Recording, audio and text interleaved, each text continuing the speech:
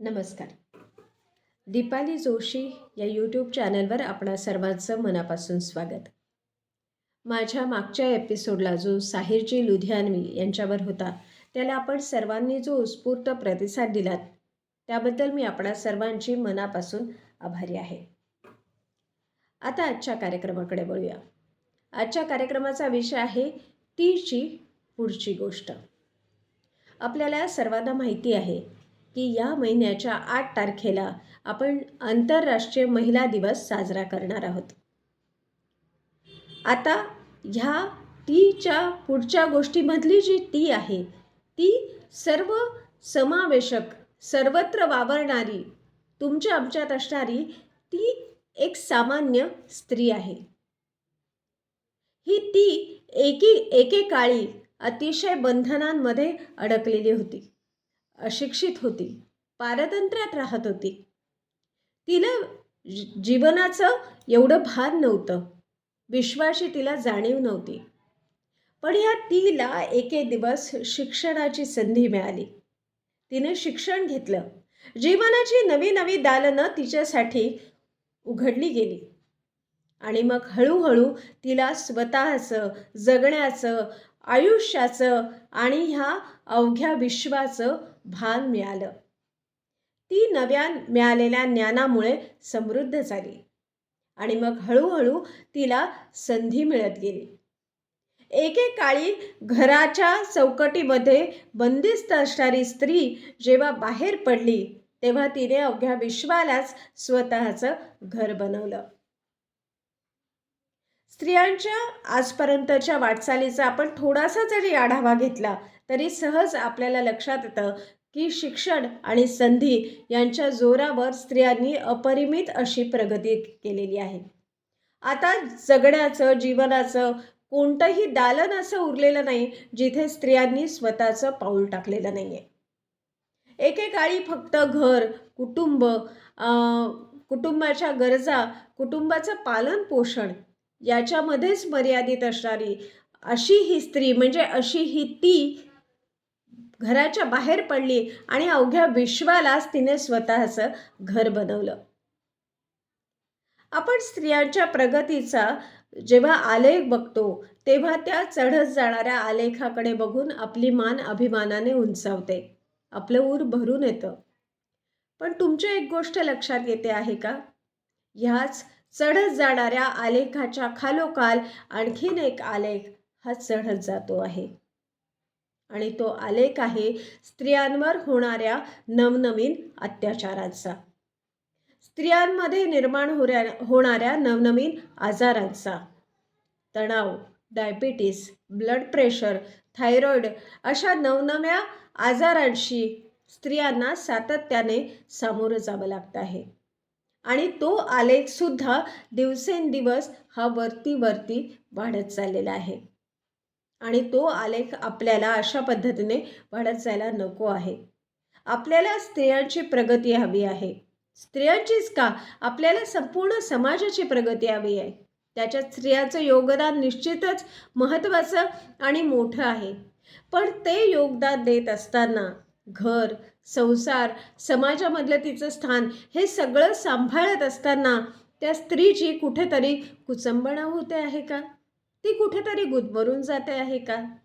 तिला समजून घेताना समाज, तिच्या आजूबाजूची माणसं, तिचे आपली माणसं, परकी माणसं हे सगळेजण कुठेतरी कमी पडत आहेत का? हे सगळे प्रश्न माझ्या मनात निर्माण झाले आणि मला त्याचा एक कार्यक्रम करून आपल्यासमोर सादर करावासा वाटला आणि म्हणून मी या कार्यक्रमाला नाव दिलं तीची पुढची गोष्ट. तीची पहिली गोष्ट होती अज्ञानाची, पारतंत्र्याची, दुःखाची, अवलंबून राहण्याची. पण आताच्या या तीची पुढची गोष्ट आहे स्वातंत्र्याची, संधीची, पराक्रमाची, पण त्याच्या जोडीने येणाऱ्या एकटेपणाची, आजारांची, सतत वाटणाऱ्या असुरक्षिततेची. ही तिची दुसरी गोष्ट आपल्याला खेदाची, दुःखाची करायची नाही आहे, ती आनंदाची करायची आहे. कशी करणार आपण ते आनंदाची? आपण काय करू शकतो? यासाठी काय गरजेचं आहे, तर सगळ्यात महत्त्वाचं म्हणजे तिला समजून घेणं, जाणून घेणं, तिच्या भावनांचा शोध घेणं. साधारणतः 2-1 वर्षापूर्वी अशीच महिला दिनाच्या निमित्तच मी माझी एक कविता केली होती. ती आज आपणा सर्वांसमोर सादर करते. ऐकूया. कवितेचं नाव आहे कैफियत.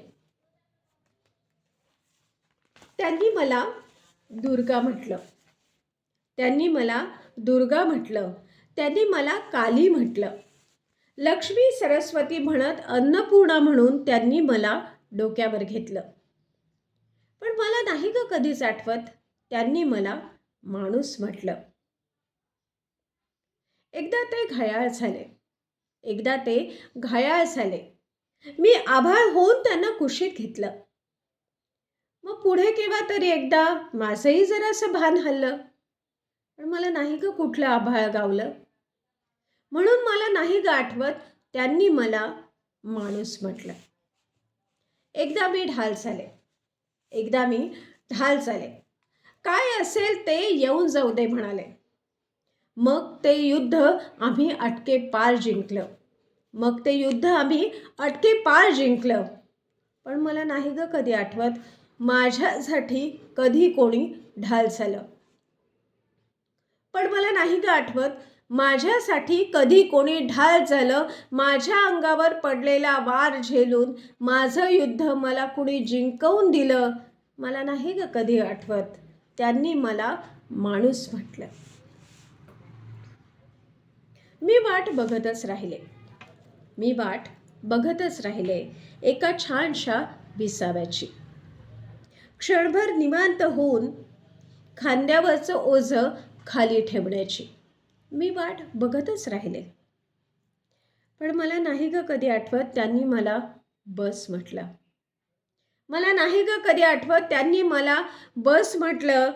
आणि मला खरंच नाही आठवत त्यांनी मला कधी माणूस म्हटलं. मग एक दिवस माझं मलाच वाटलं.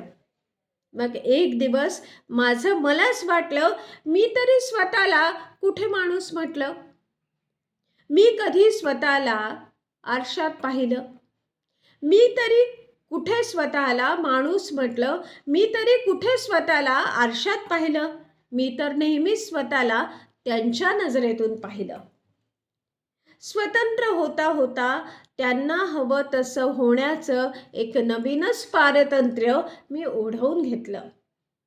स्वतंत्र होता होता त्यांना हवं तसं होण्याचं एक नवीनच पारतंत्र्य मी ओढवून घेतलं. आणि म्हणून आता नाही ग मला आठवत त्यांनी मला कधी माणूस म्हटलं. म्हणून मला नाही ग कधी आठवत त्यांनी मला कधी माणूस म्हटलं. तुम्हाला जाणवलं असेल की सगळं साधता साधता स्त्री थकून जाते.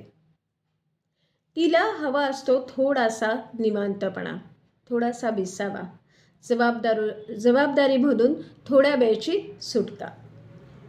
पण बऱ्याचदा दुर्दैवाने तीही मिळत नाही.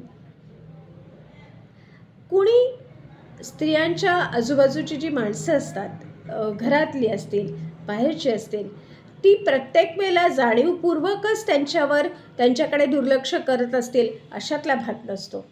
आता बऱ्याचशा घरांमधून पुरुष स्त्रियांना कामामध्ये मदत करतात. वेगवेगळ्या प्रकारची उपकरणं आता स्त्रियांसाठी उपलब्ध आहेत. वेगवेगळ्या प्रकारच्या सर्व्हिसेस ह्या महिलांना त्यांच्या काम करण्यामध्ये मदत करत असतात, ज्याचा उपयोग करून ते स्वतःचं काम हे हलकं करू शकतात. पण तरीसुद्धा अनेकदा महिलांची आतल्या आत कुचंबणा होतच असते.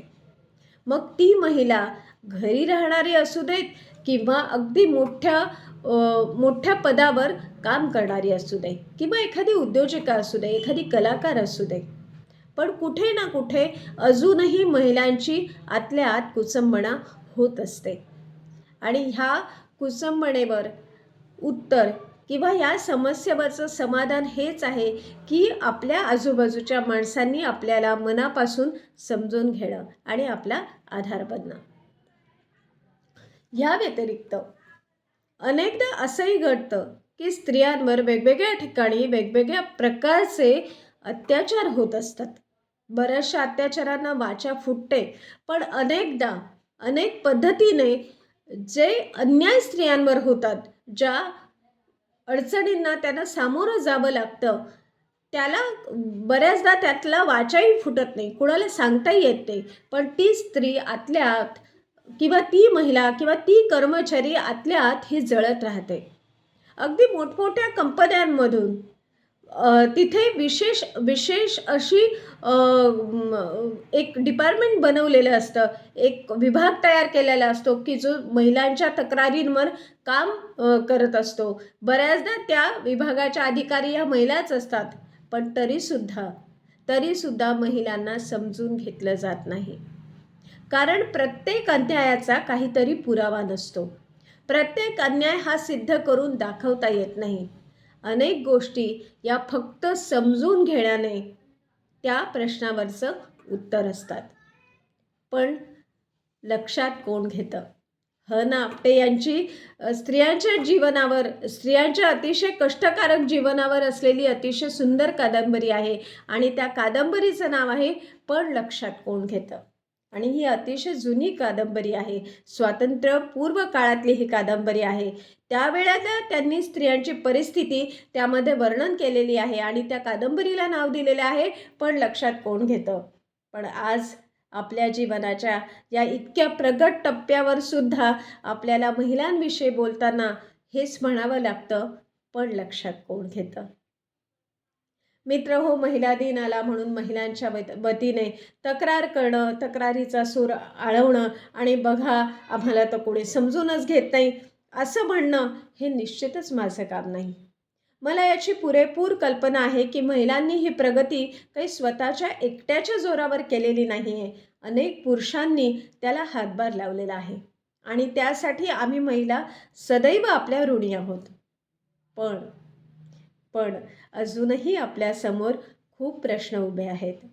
अजूनही आपल्याला खूप पुढे जायचं आहे आणि सातत्याने महिलांना येणारी आजारपणं, त्यांच्या एकटेपणामधून निर्माण झालेले वेगवेगळे शरीरामधली वेगवेगळी कॉम्प्लिकेशन्स, BP, थायरॉईड, डायबिटीस, स्पॉन्डेलिसिस, कितीतरी नवीन नवीन आजार हे आताच्या स्त्रियांमध्ये फार प्रकर्षाने दिसून यायला लागलेले आहे. मानसिक तणाव आणि मानसिक तणावातून पुढे मोठ्या स्वरूपामध्ये मोठं रूप धारण करणारे मानसिक आजार, हे सगळं दिवसेंदिवस अवघड व्हायला लागलेलं आहे. म्हणून याकडे नीटपणाने लक्ष देऊन आजपासूनच याच्यावर गरज आहे काम करण्याची. या सगळ्यामध्ये आपल्याला एक लक्षात येत आहे की स्त्रियांचं जीवन हे सर्वार्थाने बदललं आहे. पण बदललं नाही ते स्त्रीतलं मातृत्व. सृजन क्षमता, सृजनाची शक्ती ही निसर्गाने फक्त स्त्रीला दिलेली आहे, बाईला दिलेली आहे. मध्ये एक चित्रपट आला होता ना, बाईपण भारी देवा. मला ते नाव एवढं आवडलं होतं, मी बऱ्याचदा ते म्हणून बघितलं, बाईपण भारी देवा. आणि हळूहळू बाईपण भारी देवा म्हणता म्हणता सहज माझ्या मनामध्ये उमटायला लागलं, आईपण भारी देवा. स्त्री जेव्हा आई होते तेव्हा सर्वार्थाने तिचं जीवन हे फुलून येतं, उमलून येतं. आणि आई होत असताना ती वेगवेगळ्या भूमिका पार पाडत असते. ती आपल्या मुलांची केवळ आई न राहता त्यांची मित्र, शिक्षिका, त्यांना वेळोवेळी सल्ला देणारी, वेळोवेळी समजून घेणारी आणि चुकल्यावर कान धरणारी अशी ती सर्वार्थाने त्यांची एक असिस्टंट आपल्याला म्हणता येईल किंवा ज्याला मराठी भाषेमध्ये आपण समन्वयक असं म्हणतो, अशी भूमिका ती स्त्री आई झाल्यानंतर निभवायला लागते आणि त्याच्यामधून तिचं नवं एक व्यक्तिमत्व फुलून येत असतं. स्त्रियांच्या जीवनाचे जे अनेक कंगोरे आहेत त्याच्यामधला सगळ्यात महत्त्वाचा आणि अतिशय कोमल आणि तितकाच कणखर असा जर कुठला कंगोरा असेल तर तो आहे तिचं आईपण. आणि आई होत असताना स्त्री ही फक्त आपल्या मुलांची आई नसते हां, तर आपल्या आजूबाजूच्या लोकांची, समाजाची, जिथे ती काम करते तिथल्या आपल्या सहकाऱ्यांची, ती आईपणाच्या भावनेमधूनच सतत काळजी घेत राहते. वपू काळ्यांचं एक फार सुंदर वाक्य आहे. ते म्हणतात, स्त्री जेव्हा संघर्षाला उभी राहते, तेव्हा भलेही ते नातं बायकोचं असो. स्त्री जेव्हा संघर्षाला उभी राहते, तेव्हा भलेही ते नातं बायकोचं असो, पण स्त्री जेव्हा क्षमा करते, त्यावेळेला ते नातं आईचंच असतं. स्त्रियांमध्ये कर्तृत्वाच्या जोडीलाच भरभरून मिळालेली स्त्रियांना देणगी म्हणजे स्त्रीची क्षमा करण्याची ताकद. पुन्हा पुन्हा अनेकांच्या अनेक चुका पदरात घालून ती पुन्हा पुन्हा उभी राहते, स्वतःसाठी आणि आपल्या आजूबाजूच्या सर्व लोकांसाठी. आजच्या कार्यक्रमामध्ये मला वाटतं आपण इथेच थांबूया. पुन्हा भेटूया असाच एखादा नवीन विषय घेऊन. तोपर्यंत आपणा सर्वांना खूप खूप शुभेच्छा देते. काळजी घ्या आणि आनंदाने राहा. नमस्कार.